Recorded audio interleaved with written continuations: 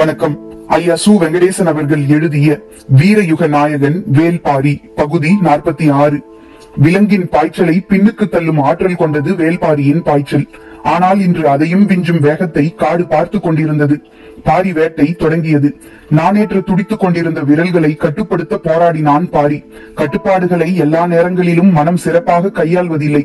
இரத்தக்கரை படிந்த கணத்தில் அதன் முடிவு எப்படி இருக்கும் என்பது ஊகத்துக்கு அப்பாற்பட்டது. அவன் நினைத்ததை விட விரைவாக இந்த இடத்துக்கு வந்து சேர்ந்து விட்டான். சிறு குன்றின் மறுபக்கத்தில் எதிரிகளின் வருகைக்காக காத்திருந்தான். வீரர்கள் இருவரும் ஆயத்த நிலையில் நின்றனர். அளவனும் கீதானியும் அம்பின் முனையில் நஞ்சு முல்லை செருகி கொடுத்துவிட்டு மறு அம்பினை கொடுக்க காத்திருந்தனர். காஞ்சிரை மரத்தின் பின்னணியில் அவர்களின் உருவம் கண்ணில் படும் பொழுதுக்காக காத்திருந்தனர் அனைவரும். ஓசை எழுப்பியவனின் தொண்டைக்குழியில் ஈட்டியை செருகியவுடன் அவன் ஓடைக்குள் சரிந்து விழுந்தான். அவன் விழுந்து மடிந்ததை பார்த்த பிறகுதான் காலம்பன் அந்த இடம் விட்டு புறப்பட்டான். ஓட்டத்தை நிறுத்தி ஓசை கேட்டு திரும்பியதும் அவனை தேடி தாக்கவும் அவன் இறந்து விட்டானா என்பதை உறுதிப்படுத்தவும் காலம்பன் செலவழித்த நேரம்தான் பாரி முன்வந்து சேர கூடுதல் வாய்ப்பை உருவாக்கியது. முன்னோக்கி சென்று மிக பொருத்தமான இடத்தை தேர்வு செய்து காத்திருந்தான் பாரி. ஓசை கொடுப்பவனை கொன்ற பிறகுதான் காலம்பனின் மனதில் குழப்பங்கள் தோன்ற தொடங்கின. காரமலையின் மேல் விளிம்பில் இருந்து அவ்வப்போது ஓசை கேட்டது. காலை நேரத்து உயிரினங்களின் ஓசை என்றே கவனம் கொள்ளாமல் விட்டுவிட்டோம். அவை அனைத்தும் மனிதர்கள் எழுப்பிய ஓசை என்றால் அவர்கள் யாருக்காக எழுப்பினார்கள்? இந்த ஓசை கேட்டு வரப்போகிறவர்கள் யார்? அல்லது ஆயத்த நிலையில் நிற்கப் போகிறவர்கள் யார்? நம் மீது தாக்குதல் தொடுக்க எந்த இடத்தை அவர்கள் தேர்வு செய்துள்ளனர் என்று அவன் சிந்தித்துக் கொண்டிருந்த போது பாரி தேர்வு செய்த இடத்தில் மிகச் சரியாக வந்து கொண்டிருந்தான் காலம்பன். வில்லில் இழுபடும் நான் விடுபடும் கனத்துக்காக காத்திருந்தது.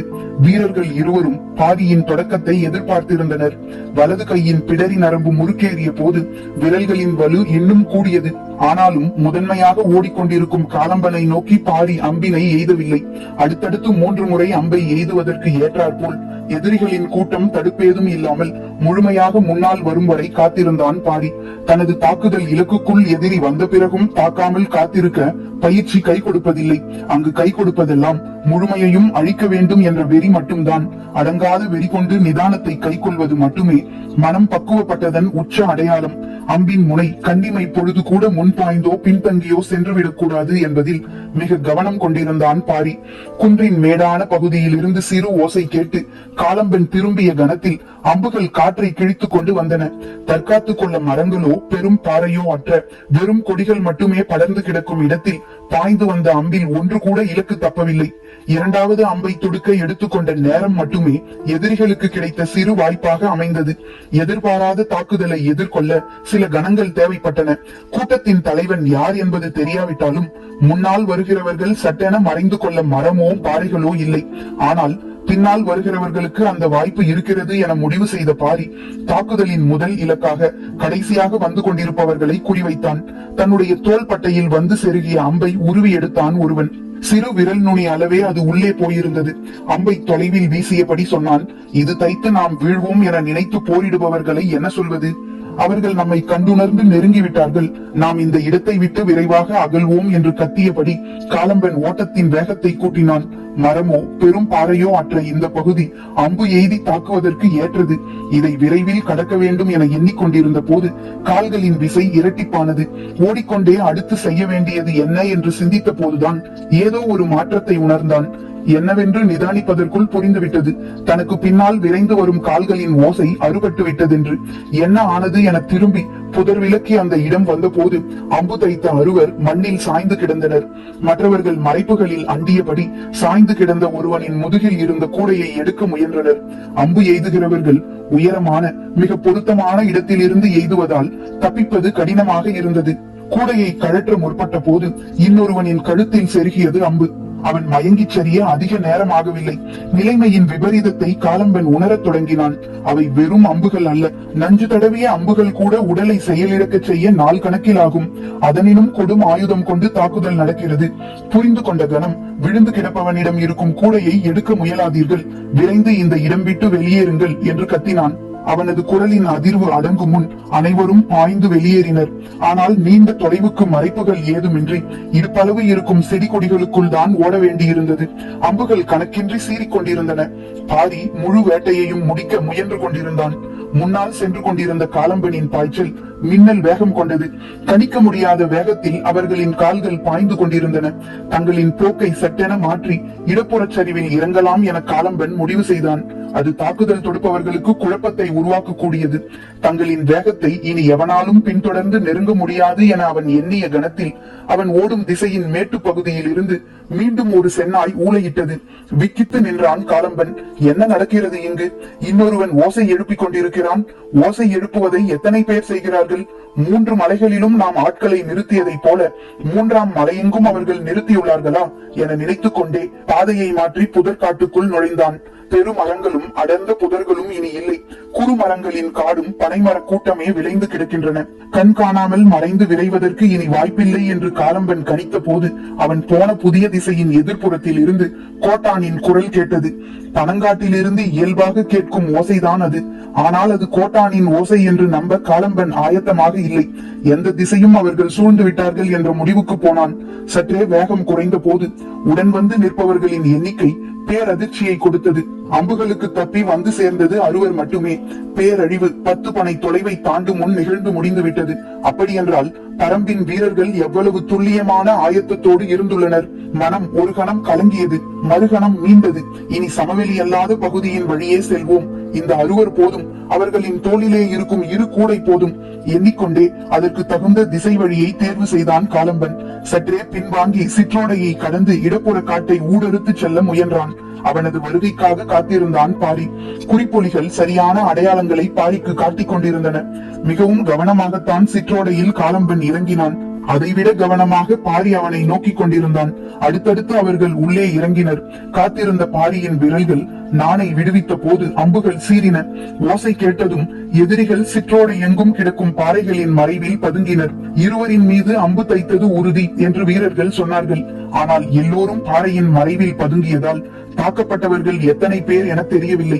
சற்றே விலகி அவர்களை எதிர்கொள்ளும் முகமாக கீழ் திசைக்கு போக முடிவெடுத்தான் பாரி. புதற்காட்டை கிழித்துக் கொண்டு ஓடை கரையோரம் ஓடின கால்கள். சரி பாதிக்கு மேல் வீழ்த்திவிட்ட மகிழ்வில் வீரர்களின் வேகம் பல மடங்கு அதிகரித்தது. பாரியின் கணிப்பையும் நுட்பத்தையும் வீரத்தையும் ஆவேசத்தையும் அருகிருந்து பார்க்கும் இந்த கணம் மற்ற 4 இணையற்றதாக இருந்தது. சிற்றோடையின் கீழ் திசைக்கு வந்ததும் பொருத்தமான இடத்தில் நின்று பார்த்தான் பாரி. தாக்கப்பட்ட இடத்தில் சரிந்து கிடந்த இருவரை தவிர வேறு யாரும் இல்லை. அதற்குள் எங்கே போனார்கள் என அவன் தேடிய போது கூவல் குடியினரின் ஓசை ஓடையின் மேல் புறத்தில் இருந்து கேட்டது. காலம்பன் தனது முடிவை மாற்றினான். தேவாங்கு விலங்கை எடுத்துச் செல்வதுதான் தனது நோக்கம்.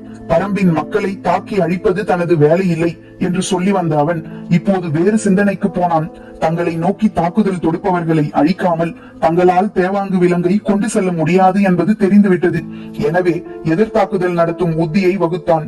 கூடையை சுமந்திருக்கும் இருவரை மலையின் சரி ஒன்றில் பதுங்கி இருக்கச் செய்தான். மீதமுள்ள 4 தாக்குதலுக்கு ஆயத்தமாகினர். ஓடையின் மறுகரையில் உள்ள புதற்காட்டை கிழித்து தாக்குதல் தொடுப்பவர்களை தேடி அவர்கள் முன்னேறினர். பச்சை மலை தொடரில் ஏறத் தொடங்கி 10 நாள்கள் ஆகிவிட்டன. ஆனால் இந்த 10 நாள்களும் பதுங்கியே செயல்பட்டுக் கொண்டிருந்த அவர்கள் முதன்முறையாக தாக்குதல் தொடுக்கும் ஆவேசத்தோடு பீரிட்டு ஓடினர். காலம்பன் மரங்களை முறித்துக் கொண்டு முன்னகர்ந்தான். அவனது கண்ணில் படும் மனிதனை ஒற்றை கையால் ஒடித்தெறியும் வேகம் கொண்டான். சற்றும் எதிர்பாராமல் கூடையோடு மலைச்சரிவில் பதுங்கி இருப்பவர்களின் திசையில் இருந்து கூவல் ஓசை கேட்டது. ஓடிக்கொண்டிருந்த காலம்பன் அதிர்ந்து நின்றான். சிற்றோடையில் இருக்கும் போது தங்களை தாக்கியவர்கள் இந்த மேட்டின் மீது நின்றுதான் அம்பு எய்தார்கள். அவர்களை தேடித்தான் அவன் போய்க் கொண்டிருந்தான். ஆனால் இப்போது தேவாங்கு விலங்குகளோடு இருப்பவர்களை நோக்கி ஆபத்து வரப்போகிறது என தெரிந்ததும் மீண்டும் அவர்களை நோக்கி திரும்பினான். கூவல் குடியினரின் ஓசை கேட்டதும் சிற்றோடையின் கீழ்ப்புறம் இருந்த பாரி அதை நோக்கி ஓடத் தொடங்கினான். காலம்பன் ஓடையின் வலப்புற புதர்களின் வழியேயும் பாரி ஓடையின் இடப்புற புதர்களின் வழியேயும் ஓடிக்கொண்டிருக்கும் போது ஓசை வந்த திசையை நோக்கி மலைக்கு மேலே இருந்து இணை சொல்ல முடியாத வேகத்துடன் கீழ் இறங்கிக் கொண்டிருந்தான் நீலன். ஓடையை சுற்றியே மீண்டும் மீண்டும் கூவல் குடியின் குரல் கேட்கிறது. அங்கு என்னதான் நடக்கிறது என்பது புரியாது தத்தளித்தான் பழையன். மலையின் சரிபாதிக்கும் கீழ் தந்தரைக்கு மிக அருகில்தான் அந்த இடம் இருக்கிறது. நாம் வீரர்களோடு அந்த இடம் போவோமா என தோன்றியது. ஒருவேளை வேறு வழியில் அவர்கள் கீழ் இறங்கி தப்பிக்க முற்பட்டால் என்ன செய்வது என்று சிந்தித்து மேலேறி போகும் திட்டத்தை கைவிட்டான். அவர்கள் இறங்க வாய்ப்புள்ள பகுதியை கணித்தபடி ஆயத்த நிலையில் இருந்தான் வேட்டூர் பழையன். இதுவரை இல்லாத சினம் காலம்பனின் மனதில் உருவேறியபடி இருந்தது. இந்த விலங்கை எடுத்துச் செல்லத்தான் எவ்வளவு இழப்புகளை சந்தித்து எவ்வளவு பெரிய முயற்சியை செய்துள்ளோம். அது வெற்றிகரமாக முடிய போகும் இறுதி கட்டத்தில் முற்றிலும் எதிர்பாராத தாக்குதலை எதிர்கொள்ள வேண்டியதாகிவிட்டது. ஆனாலும் எந்த காரணம் கொண்டும் இந்த முயற்சியில் நாங்கள் தோற்க மாட்டோம். அதையும் மீறி நாங்கள் தோற்க நேர்ந்தால் எங்கள் அத்தனை பேரின் உயிரும் இந்த மலையில் மடிந்தாலும் எம்மில் ஒருவன் அந்த கூடையை சுமந்து பரம்பின் எல்லையை தாண்டி வெளியேறி போவதை தடுக்கும் வலிமை எவனுக்கும் இல்லை. காலம்பனின் நாடி நரம்புகள் எல்லாம் கனன்று கொண்டிருந்தன. எதிர்படும் பாறையை கையால் குத்தி நொறுக்கிவிடும் ஆவேசத்தோடு ஓடிக்கொண்டிருந்தான். சிற்றோடையின் இரு கரைகளிலும் பறவைகள் படபடத்து விலகிய போது இருவரும் உணர்ந்தனர். இணையாக ஓடி வரும் எதிரியை. தேவாங்கின் கூடை சுமந்து உட்கார்ந்திருப்பவர்களை நோக்கி பாரி விசை கொண்டு ஓடிய போது எதிரிகளின் ஈட்டி பாரியின் பின்னால் வந்து கொண்டிருந்த வீரன் ஒருவனை சாய்த்தது. ஓடையின் நாணல்களுக்கு இடையிலும் அம்புகள் இறங்கிக் கொண்டுதான் இருந்தன. காட்டின் தன்மையும் காற்றின் வேகமும் அறிந்து அம்பு எய்துவதில் பரம்பின் வீரர்களுக்கு இணை சொல்ல முடியாது. ஆனால் இந்த இரண்டு குறிப்புகளையும் அறியாமலேயே எதிரிகள் எரியும் ஈட்டியின் வலிமை மரங்களை துளைத்து செல்லக்கூடியதாக இருந்தது. கூடையோடு பதுங்கி இருந்தவனை நோக்கி பாரியின் அம்புகள் பாய்ந்த போது எதிர் திசையில் ஓடி வந்து கொண்டிருந்த எதிரிகளின் மீது நீலனின் ஈட்டி இறங்கியது. மேலிருந்து வந்த வேகத்தில் இணையற்ற விசையோடு எரியப்பட்ட ஈட்டி எதிரியின் மார்பில் தைத்து அம்பினை போல் நின்ற போது அவர்கள் எரிந்த ஈட்டி பாரியோடு வந்து கொண்டிருந்த இன்னொரு வீரனின் மார்பை துளைத்து வெளியேறியது. சூழலை யாராலும் கணிக்க முடியவில்லை. பின்னால் வந்தவர்கள் பதுங்கினார்களா, வீழ்ந்தார்களா, மறைந்தார்களா என காலம்பனால் கணிக்க முடியாததை போல பாரியாலும் கணிக்க முடியவில்லை. அளவனும் கீதானியும் ஓட்டத்துக்கு ஈடு கொடுக்க முடியாமல் தொலைவில் ஓடி வந்து கொண்டிருந்தார்கள். கூடையோடு பதுங்கிய இருவரின் மீதும் அம்புகள் பாய்ந்ததை காலம்பன் உறுதிப்படுத்திய போது தனக்கு பின்னால் வந்து கொண்டிருந்த இரு வீரர்களும் இல்லை என்பதை பாரி உணர்ந்து கொண்டான். காலம்பன் வெறியின் உச்சத்தில் இருந்த போது அதனினும் மூர்க்கம் கொண்டிருந்தான் பாரி. அம்புகளற்று நின்றிருந்த பாரியை நோக்கி ஓடி வந்து கொண்டிருந்தனர் கீதானியும் அளவனும். மேலிருந்து ஈட்டியை பாய்ச்சிய வேகத்தில் நிலை தடுமாறி உருண்டு கொண்டிருந்தான் நீலன். உருளும் திசை பார்த்து பாரியும் காலம்பனும் கவனம் சிதறவில்லை. இருவரும் ஒருவரை ஒருவர் முதன் முறையாக நேர்கொண்டு பார்த்தனர். தன்னை நோக்கி ஓடி வந்து கொண்டிருக்கும் கீதானியின் பக்கம் திரும்பாமலே அவன் வரும் வேகத்தை கணித்து அம்பை வாங்க கையை நீட்டினான் பாரி. தனது முழு வேகத்தோடு வந்து கொண்டிருந்த கீதானி அம்பை பாரியிடம் நீட்ட முனைந்த போது அவனது முதுகை துளைத்து வெளியேறி கொண்டிருந்தது காலம்பன் எரிந்த ஈட்டி. ஒரு கணம் அதிர்ந்து நின்றான் பாரி. அம்பை தர முடியாத இயக்கத்தோடு கீதானி மண்ணில் சரிந்து கொண்டிருந்த போது பின்னால் வந்து கொண்டிருந்த அளவன் தடுமாறி பள்ளத்தில் உருண்டு கொண்டிருந்தான். களத்தில் மிஞ்சி நின்றது காலம்பனும் பாரியும் மட்டுமே. விழுந்த இடத்திலிருந்து தலை நிமிர்ந்து நீலன் பார்த்த போது அங்கு நடப்பது எதுவும் புரியவில்லை. அவன் விழுந்த பள்ளத்திலிருந்து மேலேறும் முன் பாறைகளும் மரங்களும் ஒன்றுடன் ஒன்று மோதி நொறுங்குவதை போல் உணர்ந்தான். பாரி இங்கு எப்படி வந்தான்? யார் அந்த எதிரி? என்ன நடக்கிறது? எதுவும் புரிபடவில்லை. பள்ளத்தில் இருந்து வேரினை பிடித்து மேலேறி வந்த நீலனின் கண்களில் இருவரும் தென்படவில்லை.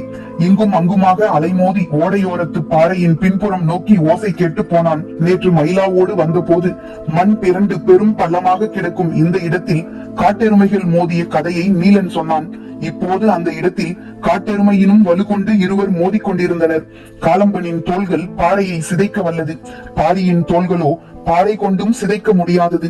இரண்டும் ஒன்றுடன் ஒன்று நேர்கொண்டு மோதி சரிந்தன. காட்டெருமைகளின் ஆற்றல் கொம்புகளில் இல்லை. அவற்றிலும் வலிமையான முன்னெற்றியின் குமிழ்தான். அதே குமிழ்கள் பிடரியோடு சேர்ந்த முன்மார்பில் இறுகி இருந்தது. மோதும் வேகமும் ஓசையும் காடு அதிரச் செய்தன. காலம்பன் தனது எதிரியின் உடலை இரு கூறாக்க முற்பட்ட போது எதிரியும் அதற்குத்தான் முயல்கிறான் என்பதை உணர்ந்தான்.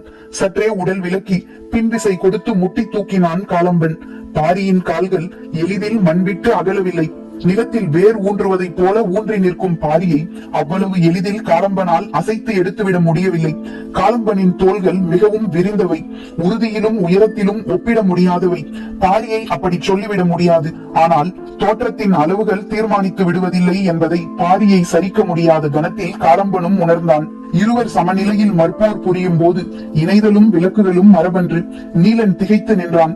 முன்காலால் மண்ணை தொடர்ந்து வாரி எடுத்து பெரும் பள்ளத்தை உருவாக்கி வைத்திருந்தன காட்டெருமைகள்.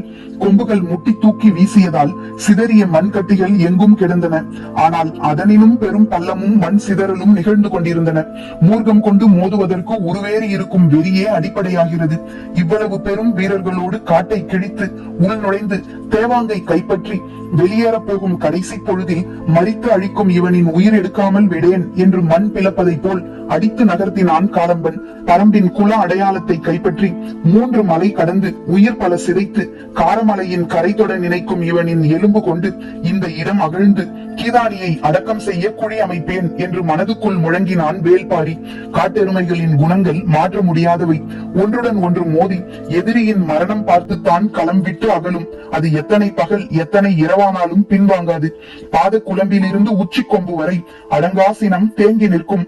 அந்த சினமே கிழிப்படும் மேல் தோலினை தனது கொம்பு கொண்டு கூடுதலாக கிழித்து தனக்குத்தானே வெறியேற்றிக் கொள்ளச் செய்யும். இருவரும் அதனையே செய்தனர். சோர்வும் தளர்வும் நெருங்காத வண்ணம் உள்ளுக்குள் இருந்து ஆத்திரத்தை ஊதி பெருக்கிக் கொண்டனர். எதிரியை சாய்க்கக்கூடிய வேலை நீடிப்பதை ஒருவராலும் பொறுத்துக் கொள்ள முடியவில்லை. 2 முறை காலம்பனின் அடித்தொடையின் பின் நரம்பு பாரிக்கு வசப்பட்டது. அதில் சுழித்து அடித்தால் சரிவானவன். ஆனால் மற்போரில் அதை செய்யக்கூடாது என மனதை திசை மாற்றினான் பாரி. காலம்பனின் இடுப்பில் கட்டியிருந்த ஆடையின் தடித்த சரடுக்குள் கழுத்தினில் இறக்கக்கூடிய குத்துக்கோள் இருந்தது. சட்டென அதை எடுத்து எதிரியின் தோளிலே இறக்கும் வாய்ப்பு வந்த கணம் காலம்பன் தன்னையே அவமானமாக கருதினான். எனது வீரத்தை எனது கையால் சிதைக்கும் செயலை விட நான் மரணத்தையே தழுவுவேன் என்று உறுதி கொண்டான். அவனது எண்ணம் அந்த உறுதி ஏற்கும் கணம் பாரியின் எதிர்பாராத தாக்குதலில் தூக்கி அடிக்கப்பட்டான். மண் சிதைந்து எங்கும் தூசி படர்ந்து கொண்டிருந்த போது சரிவிலிருந்து இறங்கி வந்து சேர்ந்தான் தேக்கன். பாரியின் மீது எண்ணிலடங்காத கற்கள் சரிந்து விழுவதைப் போல இருந்தது அதன் பிறகான காலம்பனின் தாக்குதல். கண்ணின் ஓரத்தில் தேக்கன் வந்தது பாரிக்கு தெரிந்தது. இவ்வளவு வலிமை வாய்ந்த எதிரிகளை தன்னந்தனியாக சந்தித்து இருமுறை மோதி இருவரை வீழ்த்தி தனது உடலெங்கும் பெரும் தாக்குதலை தாங்கி சற்றும் அசராமல் 3 மலைகளை கடந்து கடைசி கணம் வரை ஆறாத சினத்தோடு வந்து கொண்டிருக்கும் பரம்பின் ஆசான் கண்ணில் பட்ட கணம் பாரியின் ஆவேசம் சூறை காற்றாய் மேலெழுந்தது. கண்ணிமைக்கும் நேரத்தில் நெருப்பை ஊடறுத்து செல்லும் விட்டிலை போல காலம்பனை பிளந்து நுழையும் வேகத்தோடு முன்தலையால் குத்தி நகர்த்தினான் பாரி. இதுவரையிலான தாக்குதலை விட 2 மடங்கு வேகத்தோடு தான் தூக்கி வீசப்படுவதை காலம்பன் உணர்ந்தான். தனியொரு வீரன் தன்னை முட்டி சாய்க்கும் வீரத்தோடு இருப்பதை முதன் முறையாக உணர்ந்த காலம்பன் அதே முன்தலை முட்டின் வழியே விலா எலும்பை நொறுக்கி அவனது வீரத்துக்கு கைமாறு வழங்க வேண்டும் என்ற வெறி கொண்டபடி மண்ணில் விழுந்த வேகத்தில் புரண்டு எழுந்தான். விழுந்து புரண்டதில் அவன் இடுப்பில் முடிச்சிடப்பட்ட ஆடை கிழிப்பட்டதால் சரட்டுக்குள் குத்துக்கோள் இருப்பது சூரிய ஒளியில் பளிச்சிட்டது. அதை பார்த்த கணத்தில் தேக்கன் கத்தினான். பாரி, மோதுவதற்காக அவன் அருகில் செல்லாதே, குத்துக்கோள் மறைத்துள்ளான் என்று கத்தியபடி தனது இடுப்பில் இருந்த குருவாலை தூக்கி வீசினான். வெறிகொண்ட பாரியின் கண்கள் காலம்பனையே பார்த்து கொண்டிருந்தன. குருவால் எங்கு விழுந்தது என தெரியாது. விழுந்த கணம் வெகுண்டெழுந்த காலம்பன் பாரியின் மீது பாயப்போகும் கணத்தில் பின்னால் இருந்து கத்திய கிழவனின் குரல் மனதை இடியென தாக்கியது. எழும் புழுதிக்கு நடுவே உரைய வைக்கும் சொல்லாக அது இருந்தது. சற்றே தடுமாறி அவன் சொல்லிய பெயரை இன்னொரு முறை நினைவுபடுத்தி பார்த்தான். அவனது தாக்குதலை எதிர்கொள்ள பாரி நின்ற போது காலம்பனின் வாய் கிழவன் சொன்ன பெயரை உச்சரித்தது. பாரி. நான் பாரி எனும் மா மனிதனுடனா இவ்வளவு நேரமும் மோதிக்கொண்டிருந்தேன். மனம் நம்ப மறுத்தது. எதிரியை பாரியாக எண்ணத் தொடங்கிய கணத்தில் இருந்து அவனது ஆவேசம் உதிரத் தொடங்கியது. அடிவேர் அறுபட்ட மரம் போல் உணர்ந்தான் காலம்பன். தாக்குதலுக்காக பறவையின் சிறகு போல விரிந்த அவனது கைகள் அவனை அறியாமலேயே ஒன்றிணைந்து கொண்டிருந்தன. அவனது செயல்கள் எவையும் அவன் கட்டுப்பாட்டுக்குள் இல்லை. பாரியை பற்றி சிறுவயது முதல் கேள்விப்பட்ட கதைகள் காலம்பனின் செயலை தம் பயம் எடுத்துக்கொண்டன. பெருக்கெடுத்த குருதியின் ஆவேசத்தை குலக்கதைகள் கீழிறக்கின. அவனது கைகள் குவிய தொடங்கும் போது கால்கள் மண்ணை நோக்கி சரிந்து கொண்டிருந்தன. பரம்பின் குரல் ஒலிக்கும்.